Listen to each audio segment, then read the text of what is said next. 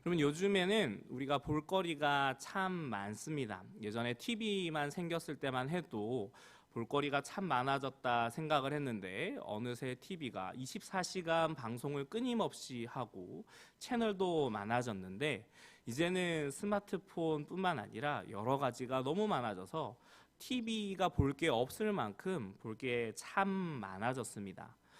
그렇게 볼거리가 너무 많고 우리의 눈에 재밌는 것들이 많이 있다 보니 하나님의 말씀, 기록된 성경을 다시 보려고 하니까 성경이 하나님 앞에 이런 말씀 드려서 너무 죄송하지만 좀 화려하지 않은 것 같고 재미도 좀 없는 것 같고 그런 것 같아요. 좀 상상력을 발휘해서 읽으려고 하면 내가 너무 선을 넘는 것 같기도 하고 성경을, 하나님의 말씀을 묵묵히 묵상하고 가까이 하기가 참 어렵습니다. 그런데 재밌는 성경의 이야기, 위대한 믿음의 영웅들의 이야기는 그래도 좀 괜찮은데 마태복음 1장이나 혹은 창세기의 족보, 레위기에 나오는 법률과 같은 이야기, 출애굽기 후반부에 등장하는 성막을 만드는 이야기, 역대기에 등장하는 갑작스러운 족보는 얼마나 당황스러운지, 그리고 신약 성경에 있는 서신서들에 있는 내용들도 그 교리적 내용을 다루다 보니 너무나 어려운 것 같습니다. 하지만 여러분, 오늘날 우리가 너무나 세상의 것들에 많이 현혹이 돼서 하나님의 말씀이 재미없는 것은 아닐까요? 초대교회 사람들에게는 좀 달랐을 겁니다. 왜냐하면 그들에게는 우리와 같이 이렇게 눈에 화려한 볼거리들이 잘 없었기 때문입니다. 오히려 함께 모여 하나님의 말씀 성경을 듣고 또 사도들이 쓴 편지들을 함께 돌아가며 읽으며 그것을 듣는 게 너무나 은혜로웠을 겁니다. 어쩌면 마태복음 1장도 우리가 보기엔 의미 없는 족보의 나열처럼 보이지만 그나마 1장으로 끝나서 다행이죠. 의미 없는 족보의 나열처럼 보이지만은 이 복음서를 처음 들었던 초대교회 성도들의 마음은 꽤나 많이 달랐을 겁니다. 왜 달랐을까요? 마태복음 1장 17절에선 이 족보들을 마무리하며 이렇게 말합니다. 아브라함부터 다윗까지 14대요. 다윗부터 바벨론으로 사로잡혀 갈 때까지 14대요. 바벨론으로 사로잡혀 간 후부터 그리스도까지 14대더라. 마태복음 1장 1절은 어떻게 시작합니까? 아브라함과 다윗의 자손 예수 그리스도의 계보라. 이렇게 시작을 하죠. 여러분, 오늘날 우리가 그냥 보기에는 이게 의미 없는 족보의 나열처럼 보이지만 사실 마태가 맨 처음 복음서를 교회를 위해 기록하고 보내었을 때에는 그런 느낌은 아니었습니다. 오히려 이 이야기를 가장 먼저 펼쳐서 듣기 시작하는 성도들에게서는 매우 감동적인 도입이었습니다. 이 족보는요, 마치 한 편의 대서사 영화의 서막 같은 그런 느낌을 줍니다. 왜 그러냐면 우리가 아주 잘 알고 있는 구약 성경에 믿음의 영웅들의 이름이 등장하기 때문입니다. 인물 한 명 한 명이 어떤 일들을 했는지, 하나님과 함께 어떤 놀라운 역사들을 했는지 이 복음서를 받았던 구약 성경을 아는 유대인 그리스도인 성도들은요, 한 사람 한 사람 이름이 귀에 들릴 때마다 머릿속에 그 장면들이 스쳐 지나갑니다. 하나님이 얼마나 놀라운 일을 하셨는가, 하나님이 이 인물과 얼마나 위대한 일을 하셨는가, 그리고 그 이야기의 대장정의 마지막에 예수 그리스도에게까지 이어집니다. 그래서 이 인물들의 이름들은요, 모든 구약 성경의 이야기를 압축해서 보여주는 신약 성경의 예고편과 같습니다. 이 이야기들을 압축하기 때문에 사실 족보에 등장해야 될 모든 이름을 빠뜨리지 않고 다 기록할 필요도 없습니다. 마태는 의도적으로 14대씩 잘라서 기록했습니다. 그리고 이 이야기를 통해서 도달하고 싶은 그 자리, 사람들이 한 사람 한 사람 자기들이 아주 잘 아는 유명한 믿음의 영웅들의 이름을 들으며 이 영웅들의 이야기가 어디에 도착하는가, 그걸 떠올리게 되죠. 그리고 도착하는 이름은 바로 그들이 기다려왔던 메시아 예수 그리스도에게 향합니다. 약속이 이루어졌고 결실을 맺는 장면이죠. 그러니 여러분, 혹시 성경을 읽을 때 너무 지루하게 느껴지고 혹은 이 설교 시간이 너무 어렵게만 느껴진다면 그것은 성경이 지루하기 때문이 아니라 우리가 세상의 화려한 볼거리에 너무 많이 마음을 뺏겼음을 돌아보며 문제가 우리에게 있구나라고 겸손히 생각해 보셨으면 좋겠습니다. 그렇다면 이 감동적인 이야기를 통해서 마태는 무엇을 말하고 싶었을까요? 사실 이 본문은 여러 가지 재미있는 소위 말하는 떡밥이라고 하는 숨겨져 있는 이스터에그 같은 것들이 많이 있습니다. 목사님들이 이 본문을 설교를 하면서 많이 찾아주셨어요. 대표적인 것들이 남성 중심 사회에서 소외받던 5 여인들의 이름이 족보에 들어가 있다 라는 것도 있고요. 또 마태가 14대씩 의도적으로 3번을 나누는 이 숫자의 신비와 의미는 무엇인가, 이런 것들도 있습니다. 그런데 이런 것들도 다 깊이 있게 찾아보면 더 좋지만 먼저 살펴봐야 될 것은 마태가 대놓고 이 복음서를 통해서 지금 마태복음 전체를 꿰뚫고 있는 중요한 주제를 선명하게 보여주는 그 부분을 우리가 먼저 짚고 그 이후에 하나씩 다시 성경을 읽으며 숨겨져 있는 이야기들을 살펴보면 더 재미있을 것 같습니다. 그렇다면 마태는 이 마태복음 1장을 통해서 무엇을 얘기하고 싶을까요? 그리고 마태복음 1장에서 설정하고 있는 이 주제가 마태복음 전체를 관통하며 이 복음서에서 가르쳐주고 싶은 이 복음서를 접하는 그리스도인들에게 주는 교훈은 무엇일까요? 아브라함, 다윗, 바벨론 포로 이 3가지로 나누어지는 이 이야기와 예수 그리스도로 이어지는 부분이 바로 큰 맥을 잡으며 마태복음 전체를 아우르는 주제를 가지고 있습니다. 하나씩 살펴보도록 하겠습니다. 먼저 아브라함에 대한 이야기입니다. 이 부분은 아브라함이 하나님과 맺었던 언약, 좀 더 정확하게는 아브라함이 아직 믿음이 제대로 자라기도 전부터 하나님이 아브라함에게 주셨던 3가지 약속을 여기서 떠오르게 만듭니다. 하나님이 아브라함에게 뭐라고 말씀하셨습니까? 창세기 12장 3절에 땅의 모든 족속이 너로 말미암아 복을 얻을 것이라 라고 말씀하셨죠. 아브라함은 복의 근원이 됩니다. 이 복이 되기 위해서 몇 가지가 더 필요한데, 먼저 아브라함이 그토록 갈망했던 아브라함의 언약의 후손 이삭과 함께 그 믿음의 자손들이 이어지죠. 그리고 허다하게 많은 무리가 돼서 이 많은 무리가 살아가야 될 땅, 바로 이 영토가 또한 아브라함에게 주신 곳입니다. 그래서 가나안 땅 전체를 약속의 땅으로 아브라함이 간절히 갈망하고 기다리게 되죠. 이 약속의 땅을 얻는 건 너무나 오랜 시간이 걸리게 됩니다. 그리고 하나님께서 아브라함에게 주셨던 3번째 굉장히 추상적인 약속입니다만은 네가 모든 민족에게 복의 근원이 될 거야. 모든 민족들이 너로 말미암아 복을 얻게 되는 복의 시작점이 너야 라고 얘기를 하시죠. 도대체 이 복이 뭘까요? 갈라디아서 3장 16절에서 바울이 이것을 알려줍니다. 갈라디아서 3장 16절 한 목소리를 읽어볼까요? 이 약속들은 아브라함과 그 자손에게 말씀하신 것인데 여럿을 가리켜 그 자손들이라 하지 아니하시고 오직 한 사람을 가리켜 내 자손이라 하셨으니 곧 그리스도라. 아멘. 여러분, 아브라함이 기대했던 그 언약의 후손은 이삭에게서 그치는 게 아니라 까마득한 시간이 흘러 우리를 구원하신 구원자 예수 그리스도에게까지 이어집니다. 그리고 아브라함이 약속받았던 그 땅은 가나안 땅뿐만이 아니라 이 땅을 초월한 하나님의 나라가 우리의 통치의 영역, 기업이 되게 됩니다. 그리고 우리에게 주시는 복이 무엇입니까? 바로 하나님 자신이죠.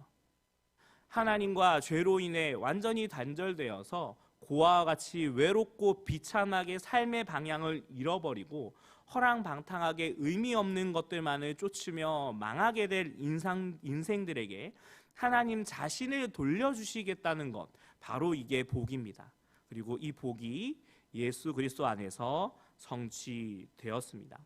여러분, 복음서를 읽다 보면은 예수님과 제자들이 계속해서 부딪히는 장면이 있습니다. 바로 모세가 준 율법에는 이렇게 이야기를 했는데 당신들은 왜 율법을 안 지킵니까? 이게 예수님의 제자들과 유대인들이 끊임없이 부딪히는 부분입니다. 마태는 유대인들에게 먼저 이 마태복음을 기록을 하게 됩니다. 마태복음은 1차 독자로 먼저 읽는 사람들로 유대인 그리스도인들을 설정하고 있거든요. 그러면 이 율법의 문제를 더 깊이 있게 풀어내서 마치 히브리서처럼 모세보다 더 위대하신 예수님이라고 소개를 하면 좋을 텐데 그렇게 시작을 하지 않습니다. 왜냐하면 모세의 율법보다 먼저 온 것이 바로 믿음으로 얻은 하나님의 약속이기 때문에 그렇습니다. 여러분, 아브라함 때는 율법이 아직 주어지지 않았습니다. 하나님은 그의 믿음만을 보시고 심지어는 믿음이 제대로 자리 잡지 않았음에도 불구하고 그에게 언약을 맺으시죠. 그래서 우리의 구원은 율법을 얼마나 잘 지키는지, 쉽게 말해서 내가 얼마나 멋지게 신앙생활을 잘 해내고 얼마나 하나님께 최대한의 것을 드리며 최고의 것들을 다 하나님 앞에 드리는 그런 것들에 있지 않습니다. 물론 감사의 삶을 살며 하나님의 영광된 사명을 위해 살아가는 자들에게 그 사명을 감당할 수 있도록 건강과 재물과 능력도 하나님이 공급해 주시지만 그것은 사명을 위한 것, 또한 감사의 제목이 있는 자들에게 주시는 것이지 이것이 구원의 근거가 되는 것은 아닙니다. 우리 하나님은 우리의 믿음을 보시고 우리에게 그것 하나만으로 구원을 약속하셨습니다. 그런데 우리는 이것을 잊어버리고 자꾸 예수님을 믿는데 믿음 외에 이것도 필요하다, 저것도 필요하다라고 이야기를 합니다. 여러분, 필요합니다. 필요한데 오해하지 말고 들으십시오. 그 필요하다라는 그 엄격한 잣대는요, 정말로 죄송하지만 말씀을 가르치고 권면하는 교역자들과 교사를 맡으신 분들을 제외하고는 자기 자신에게만 들이대셔야만 합니다. 왜냐하면 이 모든 가르치고 다스리는 일들도 교회 안에 질서가 잡혀 있기 때문에 그렇습니다. 다른 사람들에게는 어떻게 해야 됩니까? 그 사람들의 믿음에 연소한 것을 받아주고 용납하고 기다려 주셔야 하는데, 때때로는 나의 믿음의 연수가 오래되었다고 해서 내가 신앙생활을 더 많이 했다고 해서 입이 간질간질해 먼저 어떤 한마디를 뱉었다가 실족하게 되는 경우들이 많기 때문에 그렇습니다. 여러분, 다시 한번 기억하시길 바랍니다. 하나님께서 우리에게 요구하시는 구원의 조건은 우리의 선행이나 노력이 아닌 바로 믿음이라는 사실입니다. 그러니 연약한 사람들이 있을 때에는 그들에게 연약한 믿음의 어린아이와 같이 대해주시며 부드럽고 사랑의 말로 하여 주십시오. 그리고 혹여나 그래도 저건 아닌데 라고 생각이 드시는 부분이 있다면 그런 부분들은 교회의 질서에 맞게 이야기를 해야 되고 가르쳐야 될 책무를 맡은 사람들에게 위임하시며 사랑으로 기다려 주시기를 부탁드립니다.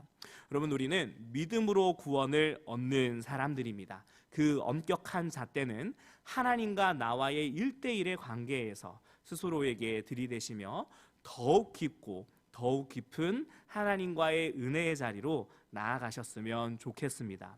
아브라함이 이삭을 하나님께 바치는 믿음의 자리까지 그렇게 나아가셨던 것처럼 말입니다.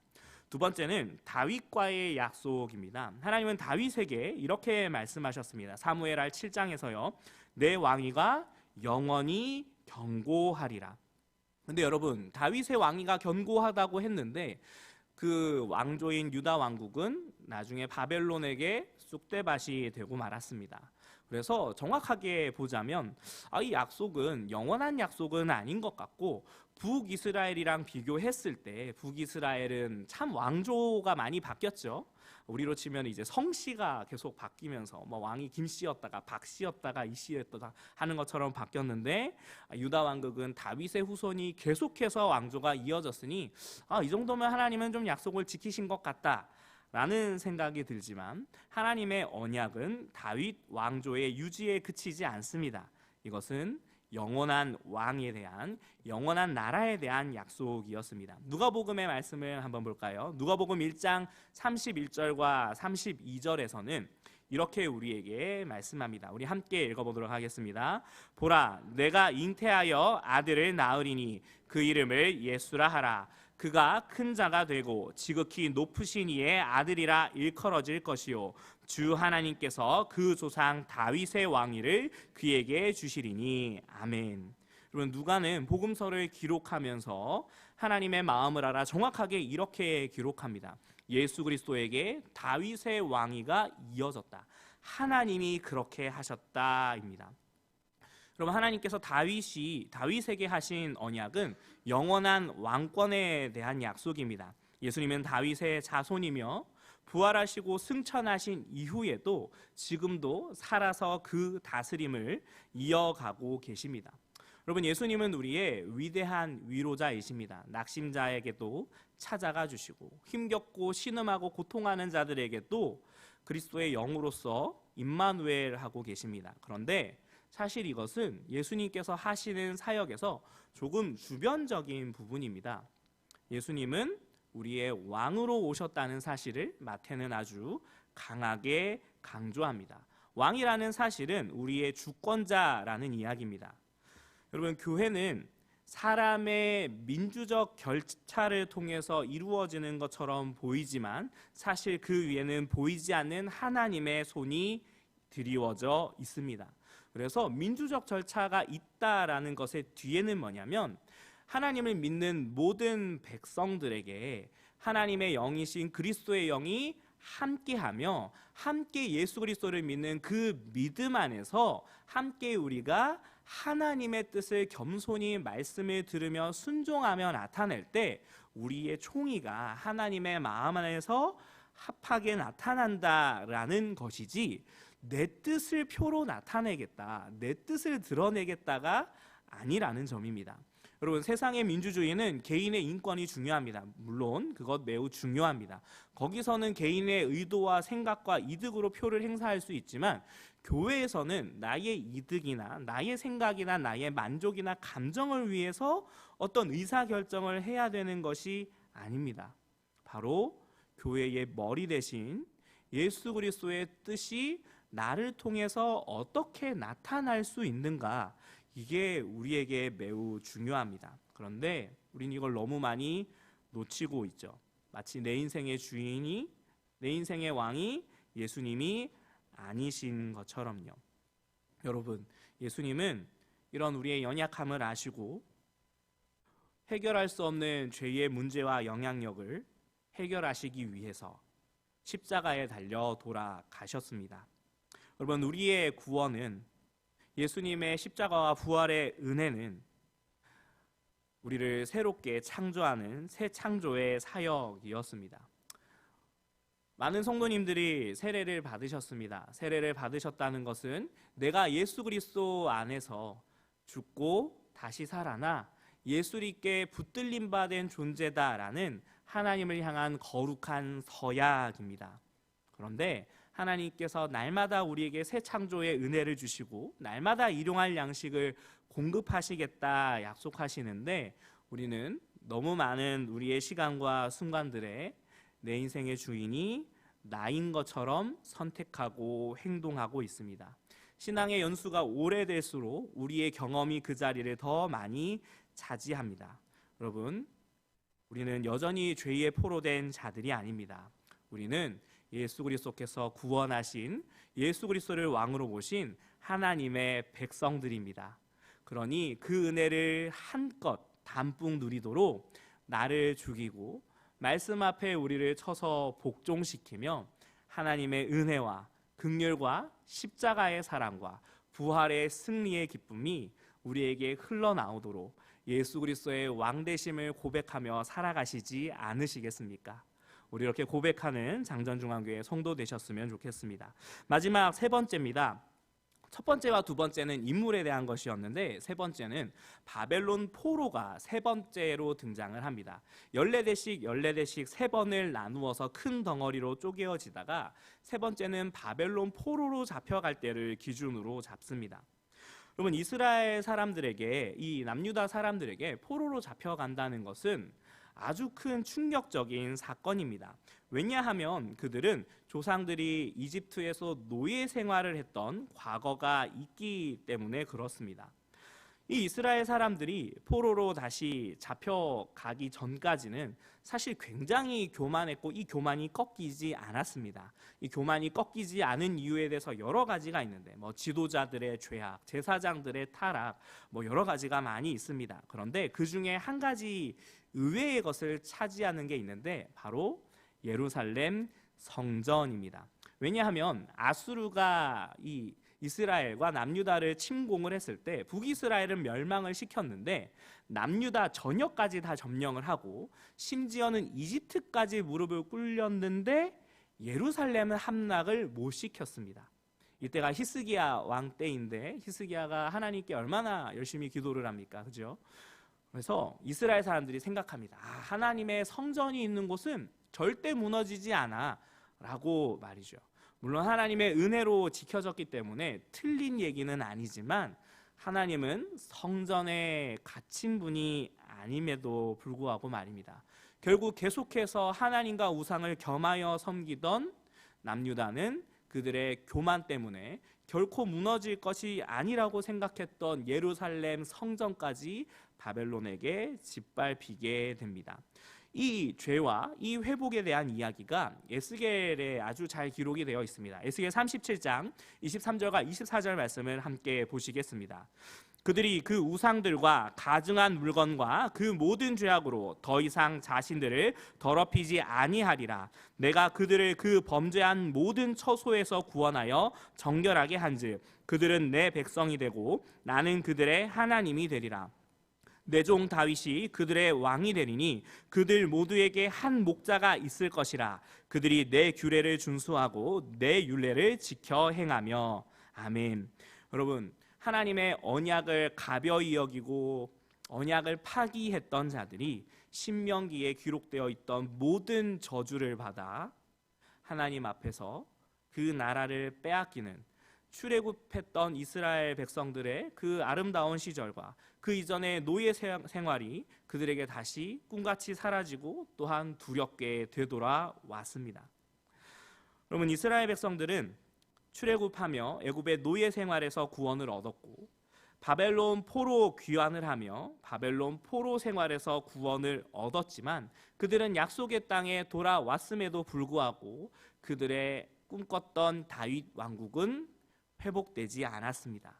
그들은 그래서 다시 정치적 메시아 다윗 왕 같은 정복 군주가 등장하길 간절히 고대했는데 오신 분은 예수 그리스도셨습니다. 예수님은 정치적 메시아도 아니었고 정복 군주도 아니었지만 다른 것에서부터 우리를 포로에서 풀어 주셨습니다. 바로 죄와 사망으로부터요. 여러분, 우리가 죄와 사망으로부터 벗어난 존재임을 기억하시길 바랍니다. 우리는 더 이상 죄의 신음 아래, 그 비참 아래 놓여 있지 않습니다. 그 영향력이 우리에게 여전히 남아있지만 또한 동시에 그것을 이겨낼 십자가의 은혜가 우리에게 있습니다. 그것을 공급해 주실 유일한 분은 우리의 왕이신 약속하신 대로 오신 예수 그리스도이십니다. 죄의 포로된 우리를 구원하신 유대인들이 그렇게 간절히 고대했던 메시아가 우리에게 오셨고 그분이 우리에게 다시 오시겠다는 약속을 주셨습니다. 이제 말씀을 맺겠습니다. 우리는 약속이 없는 인생들이 아닙니다. 여전히 하나님의 언약이 우리에게 있습니다. 우리는 우리의 다스리는 왕이 없는 인생들이 아닙니다. 우리가 어떤 모습으로 살아가야 될지 그 방향과 오름을 인도해 주시는 왕이신 예수 그리스도를 왕으로 모신 사람들입니다. 또한 우리에게는 죄와 사망이 더 이상 왕 노릇하지 못합니다. 우리에게는 예수 그리스도의 십자가를 통하여서 구원의 은혜를 누리게 해 주셨습니다. 그러니 우리는 더 이상 죄의 비참한 아래에서 신음하는 인생들이 아닙니다.